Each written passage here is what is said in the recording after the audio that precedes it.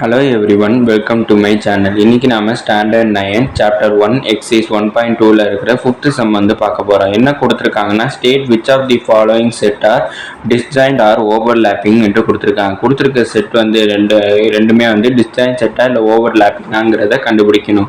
disjoint செட்டுக்கு வந்து ஒரு கண்டிஷன் வந்து கொடுத்திருந்தாங்க. எக்ஸாம்பிள் 1.8ல வந்து பார்த்திருப்போம். கண்டிஷன் வந்து என்னன்னா A இன்டர்செக்ஷன் B வந்து பார்க்குறப்ப அது வந்து ஒரு நல் செட்டாக வந்துச்சுன்னா அது டிஸ்ஜாயின்ட் செட்டுன்னு பார்த்தோம். நல் செட்டு தவிர வீதி ஏதாச்சும் எலமெண்ட் வந்து காமனாக இருந்துச்சுன்னா அது வந்து டிஸ்ஜாயின்ட் செட் இல்லை, ஓவர்லாப்பிங் செட்.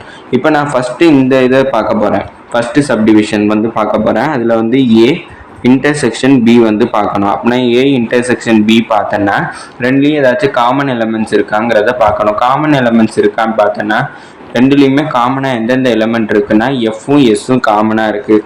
அப்படின்னா இந்த இதில் எஃப் கமா எஸ் வந்து போட்டேன். எதுக்காண்டி எஃப் கமா எஸ் போட்டிருக்கேன்னா ஏ இன்டர்செக்ஷன் பி பார்க்குறேன். ஏ இன்டர்செக்ஷன் பி பார்க்குறப்ப எனக்கு ரெண்டு எலமெண்ட்ஸ் இங்கே காமனாக இருக்குது.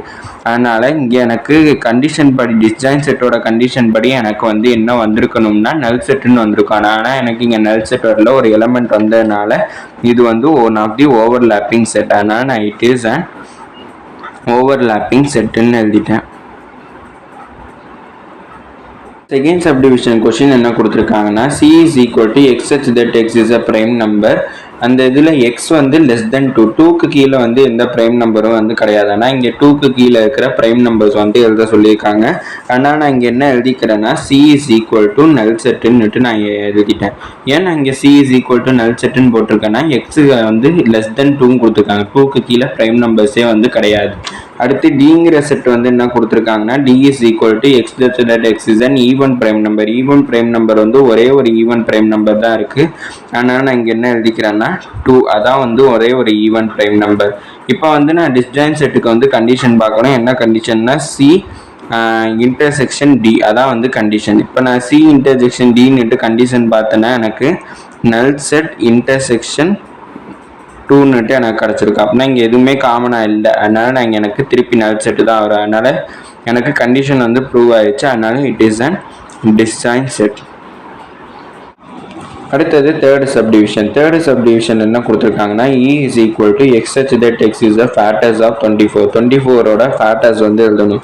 அப்படின்னா 24 வந்து எந்தெந்த டேபிளில் வரும்னா எனக்கு 1 டேபிளில் வரும், 2 டேபிளில் வரும், 3 டேபிளில் வரும், 4 டேபிளில் வரும், அடுத்து 6 டேபிளில் எனக்கு வரும், 8 டேபிளில் வரும், அடுத்து எனக்கு 12 டேபிளில் வரும், 24th டேபிளில் எனக்கு 24 வந்து ஃபேக்டர்ஸாக வரும். அடுத்து நான் எஃப் வந்து பார்க்குறேன்.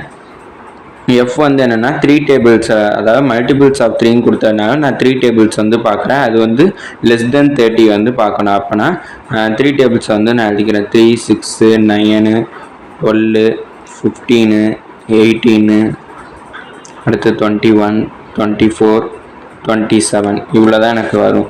இப்போ நான் வந்து இங்கே E இன்டர்செக்ஷன் எஃப் வந்து பார்க்கணும். E இன்டர்செக்ஷன் எஃப் பார்த்தோன்னா இது ரெண்டுலேயும் காமனாக என்னென்ன இருக்குதுன்னு பார்க்கணும். ரெண்டுலேயும் காமனாக என்னென்ன இருக்குன்னா 3 இருக்குது, 6 இருக்குது, அடுத்து 12 இருக்குது, 24 இருக்குது.